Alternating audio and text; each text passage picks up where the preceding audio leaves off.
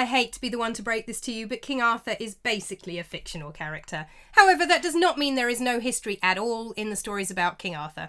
Hi, I'm Juliet. Welcome to my channel where I talk about myth, legend, folklore, ghost stories, and weird and wonderful history in general.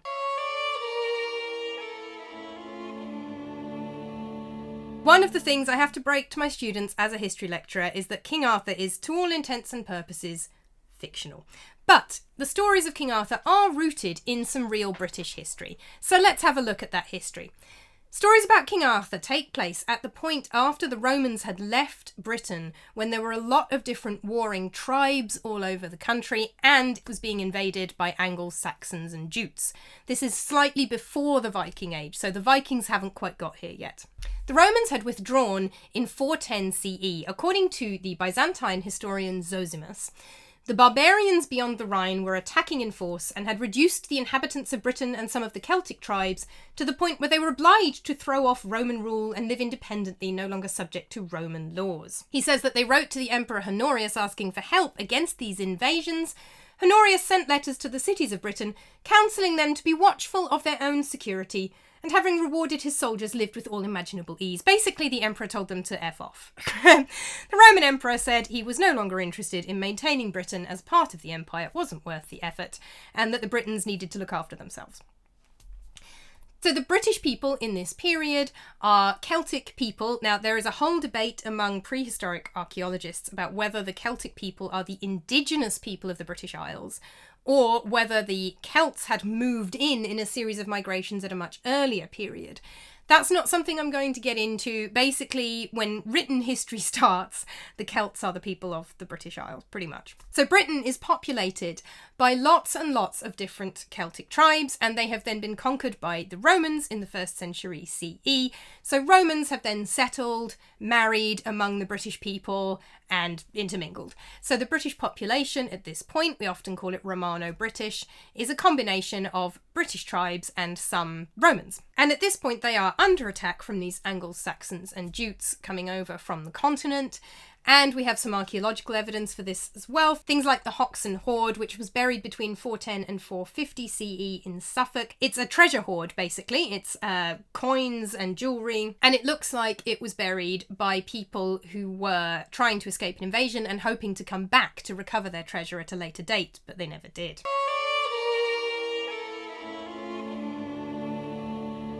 Written histories of this period are a bit few and far between, and the main one is On the Fall of Britain, written by a 6th century priest called Gildas in Latin around the year 550 CE. So you can see we're looking at a long time period here. The Romans abandoned Britain around 410. Gildas writes in 550. And for that whole period, we're trying to piece together what's going on from archaeological evidence. Gildas is a Christian. He is writing in Latin, so he will have probably Romano-British heritage. Britain at this point has converted to Christianity along with the rest of the Roman Empire. The Emperor Theodosius had outlawed all other religions in the 380s CE. So the population are Christian. Now, that doesn't mean that there wouldn't have been anybody still following some of the Druidic Celtic religion of the British Isles. Obviously, just outlawing something doesn't magically make everybody stop all of a sudden, immediately. But officially, everybody in Britain at this point is Christian. However, the Angles, Saxons and Jutes invading are not. They are Germanic pagans. So the invaders are Germanic pagans invading a Christian country. So Christian writers like Gildas obviously frame this as, pagan barbarians invading the country. I should mention at this point that the term Anglo-Saxon had gained popularity in the 18th and 19th century as a way to describe these invaders or migrations. It was an attempt to connect the history of the white inhabitants of England as well as their origins. And during the time of the British Empire, there was an attempt to project the image of an English race, despite there being few references to Anglo-Saxons from the period itself. The Angles, Saxons and Jutes were all distinct tribes with different cultures, but we use the phrase Anglo-Saxon now as a kind of broad banner to refer to all of them, which is a bit of a legacy of Victorian imperialists, although we often still use it just as a shorthand because constantly saying Anglo-Saxons and Jutes is slow and time-consuming. So the population of what is now England and Wales in this period was made up of Brittonic or Brythonic Celts, Romans and Romano-British people, and Anglo-Saxons and Jutes. And there were constant wars between Romano-British Celts and each other, between Brittonic and Romano-British Celts and Irish Celts coming in from the other side. So the Anglo-Saxons and Jutes are coming in from the east, and the Irish Celts are coming in from the west, and between Celts and Angles and Saxons. So there's an enormous amount of constant warfare between lots and lots of distinct groups of people. We're not looking at like a mass of Anglo-Saxons and a mass of British people and some Irish people. We're looking at Irish Celts, Brittonic Celts, Romano-British, completely combined tribes, Romans even, Angles, Saxons, Jutes. It's loads of different people, all at war with each other. And one of the things that the Brittonic, Romano-British and Irish tribes need to do is band together against the Anglo-Saxons and Jutes who are invading. Particularly, as I said, because most of those are Christian, apart from maybe some of the Irish Celts, because the Romans didn't get that far. But the British and the Romano-British Celts are Christian, and the Anglo-Saxons and Jutes are pagan. So basically, what King Arthur is credited with doing is drawing together the British and Romano-British tribes and getting them to band together to fight the Anglo-Saxons and Jutes. That's the kind of core of Arthurian legend. He brings together the people of Britain to fight off these invasions, or migrations, but we're assuming invasions. And that is his kind of core achievement. We also have a few specific battles, particularly the Battle of Badon Hill, and this is where we can find the core of history in the legend, because we do have references to individuals who brought together people from different tribes to fight the Germanic invaders, and we do have evidence for the historical Battle of Badon Hill, which appears in Arthurian legend. Gildas, on the Ruin and Conquest of Britain, tells us that the poor remnants of our nation, so groups of Romano-British and British tribes who had been driven back towards Wales and Cornwall by the invaders from the east. As people come from the east, they leave places like Suffolk, where they buried the Hoxton Horde, and they move west into the mountains of Wales and into Cornwall, and that is why Wales and Cornwall are where you still have languages that are descended from Brittonic or Brythonic, Welsh and Cornish, and it's where the British and the Romano-British went when the Anglo-Saxons and Jutes came in. So he says that these poor remnants of our nation took arms under the conduct of Ambrosius Aurelianus, a modest man who of all the Roman nation was then alone in the confusion of this troubled period by chance left alive. His parents, who for their merit were adorned with the purple, had been slain in these same broils, and now his progeny in these our days, although shamefully degenerated from the worthiness of their ancestors, provoke to battle their cruel conquerors, and by the goodness of our Lord obtain the victory. So what he's saying here is that Ambrosius Aurelianus is a Roman. His parents were senatorial rank, or the purple, and he has descendants who are still fighting the British cause, and that he brought the British and Romano-British tribes together. The Battle of Badon Hill, which he's about to get to, took place around the year 500. So if Ambrosius Aurelianus was literally a Roman who was born in Britain, he'd be very, very, very old. He'd have to be 90. But he could easily be a child of Romans, or somebody who even came over from Rome at a later date. Basically, he's saying that this man and his parents were culturally Roman. They were still living as Romans, even 90 years after the Romans had left. So this figure of Ambrosius Aurelianus seems pretty close to the figure that we might call Arthur. He is a leader who draws the tribes together, and in several stories of Arthur, Arthur has Roman heritage of various kinds. He then talks about the Battle of Badon Hill, or the Battle of Mount Badon. He says, sometimes our countrymen, sometimes the enemy won the field, until the year of the siege of Mount Badon. This is Badonici Montis, of Bath Hill, or Badon Hill, Mount Badon, which took place as the last, almost though not the least, slaughter of our cruel foes, so the last victory of the British tribes over the invaders, which was 44 years and 1 month after the landing of the Saxons and the time of my own birth, so the year that Gildas was born, about 500 CE. So this battle makes its way into Arthurian legend, and it is an historical battle.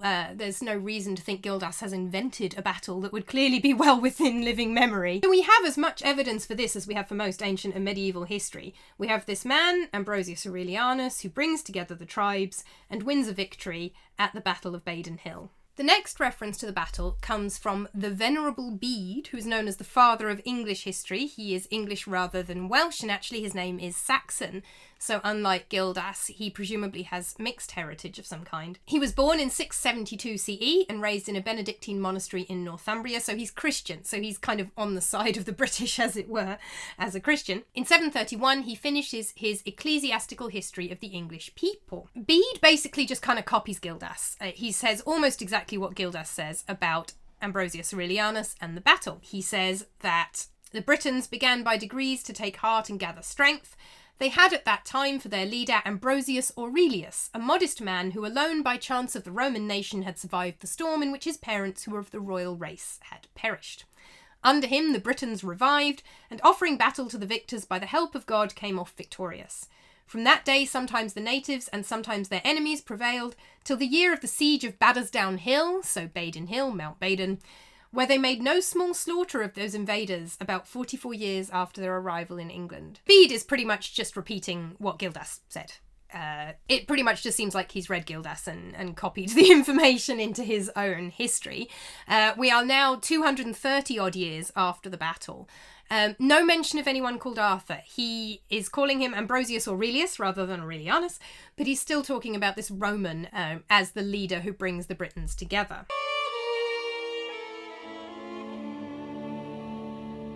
The name Arthur might come from the Roman name Artorius, which was a not uncommon name in the Roman period. Emperor Augustus's doctor was called Artorius. Or it might come from the Welsh Arthgwyr, meaning bear man. Stories about King Arthur come from Wales, from Cornwall, and from Brittany in northern France, which means Little Britain. It was also inhabited by Brittonic or Brythonic Celts. And a lot of the stories do come from Wales. So it's possible that it's actually the Welsh Arthgwyr, which gives us the name Arthur, although it could also be a version of the Roman name Artorius, or a combination of Ambrosius Aurelianus with Arthgwyr, and they've sort of blended together. The earliest reference to a British warrior called Arthur is in the Old Welsh poem Y Gododdin, which was written to commemorate Welsh soldiers who died at a battle in Yorkshire around 600 CE. So we don't know exactly when the poem was written. The oldest manuscript we have is from the 13th century. The poem itself seems to be much older, but obviously it is some point after 600 CE. This poem is commemorating these soldiers who've fallen in battle, but it's really kind of rude. It describes one soldier as, he was powerful, but he was no Arthur. That's just a really mean way to eulogise somebody. I would have thought if I was commemorating someone who'd fallen in battle, I would not be like, well, they weren't as good as this other guy. Anyway, so that seems to be a reference to a British warrior called Arthur. The earliest reference to a British king called Arthur comes from Nennius's History of the Britons.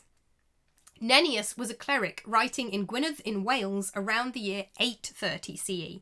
So we are now 330 years after the Battle of Badon Hill. And again, a Welsh source, which does lend credence to the idea that the name Arthur is actually Arthgwyr, bear man, a Welsh name or a Welsh word rather than, as has often been assumed, a version of the Roman name Artorius. Nennius says that Arthur was a Christian warlord who fought against the Anglo-Saxons, or Angles and Saxons, and that he was the leader of the kings of the British. So this is where we see King Arthur start to appear. We have now a high king, as it were, a king of kings, a leader of the kings of the British, fighting the Angles and Saxons and presumably the Jutes as well. King Arthur, as we know him, really dates back to the much later histories of William of Malmesbury and Geoffrey of Monmouth. These are probably the two most important historians writing about Arthur, and they both wrote in the early 12th century. So the 12th century, the 1100s, we are looking at a period 600 years after the Battle of Badon Hill, where the British forces were brought together by Ambrosius Aurelianus. William of Malmesbury's Deeds of the English Kings talks about how Arthur is fondly remembered with many fables. That's really interesting because it tells us that stories of Arthur have been transmitted through oral history, through legend and folklore and oral tradition for many years before William wrote them down. Possibly since Nennius, presumably since before Nennius. We can trace it back at least to Y Gododdin, sometime in the 600s. So there's clearly an oral tradition about Arthur that goes back much, much further than these texts. And that's what William of Malmesbury is referring to when he talks about these fables. He says that Arthur roused the British against the Angles and won a great victory at Mount Badon. So at this point, this warrior, who may or may not have been called a bear man at one point, has been combined with this Roman, Ambrosius Aurelianus, as a leader who brought the British together at this historical battle of Mount Badon. Geoffrey of Monmouth wrote stories of Arthur in History of the Kings of Britain and in his Life of Merlin, and this is where Merlin appears. Geoffrey of Monmouth is the first one to write about Merlin. A lot of people wonder if Merlin is supposed to be a druid priest. In a lot of modern retellings of the story, Merlin becomes a druid priest. It's not impossible. If you're writing historical fiction set in the period, there could be people still practicing Celtic druidism. That's not impossible. There could be a druid priest who was an advisor. Not ever so likely, if the person who drew the Britons together was a Roman, they would most likely be a Christian, or if they weren't a Christian, they would be a Roman pagan, not a druid. But it's not completely impossible. But that's not what Geoffrey is saying. Geoffrey is writing a medieval history, and Merlin is a prophet and a magician. And he also introduces Excalibur, which is called Caliburn in Geoffrey's history, and Arthur's death at Salisbury Plain and his burial at Avalon. So all of these really familiar elements of Arthurian legend are introduced in the 12th century by Geoffrey of Monmouth. And I won't go into loads of detail about later versions, but just to quickly skim over some of the big names. After William and Geoffrey, this is when we start to see lots of poems and stories about King Arthur appear. Particularly important, the works of Chrétien de Troyes. He lived in northern France. Of course, there's that connection with Brittany, which is inhabited by Brittonic Celts, still is. He wrote several poems in Old French about Arthurian legends, including stories about Lancelot and Guinevere. We start to see them turn up. About Percival, the search for the Holy Grail, all of these elements of Arthurian legend. Probably most famous of all is Thomas Malory's Le Morte d'Arthur, which is really late by comparison. It was written in Middle English in the 15th century, so the 1400s. And this is something I recently discovered, most likely when its author was in prison for assault, theft, rape, and attempted murder. I did not know that about Thomas Malory. I must admit I've never super liked his Morte d'Arthur. Yeah, that was interesting information. His Le Morte d'Arthur was incredibly influential on the development of the legend. Another important story about Arthur that's had a big impact on later stories was the anonymous poem Sir Gawain and the Green Knight, written in Middle English around the year 1400. It was translated by J.R.R. Tolkien. You can get hold of Tolkien's translation really easily. It's obviously a really good translation. It's Tolkien. There's a really interesting film version of that poem from a couple years back, starring Dev Patel, that's really weird in a really good way. That was another quite significant poem in the development of the legend. By the time we reach that point, we've kind of moved away from history. We've got green knights that take their heads off, we've got women in lakes, we've got magicians, we start to get the tradition of Morgan Le Fay coming through in the later medieval period, we've got magical swords. All of what we now know as Arthurian legend is essentially a creation of that later medieval period. So who is Arthur? Seems most likely to me that Arthur is a combination of Welsh legends about a Welsh warrior and the Roman figure of Ambrosius Aurelianus, who brought the British together to win a victory at Badon Hill against the Anglo-Saxons and Jutes before the Anglo-Saxons and Jutes kind of took over at least England, if not Wales and Cornwall. I realise Cornwall is in the modern state of England, but we're talking early medieval history here. That seems the most likely answer to me. Maybe I'm biased, because I like Romans. Romans are my specialism, so of course I think he's a Roman. What do you think? Is Arthur a Welsh name or a Roman name? Who is the real Arthur? Truth is, we will never actually know the answer. If you enjoyed this video, please do give it a like and subscribe to my channel for myth, legend, folklore, ghost stories, and weird and wonderful history in general. Until next time, bye!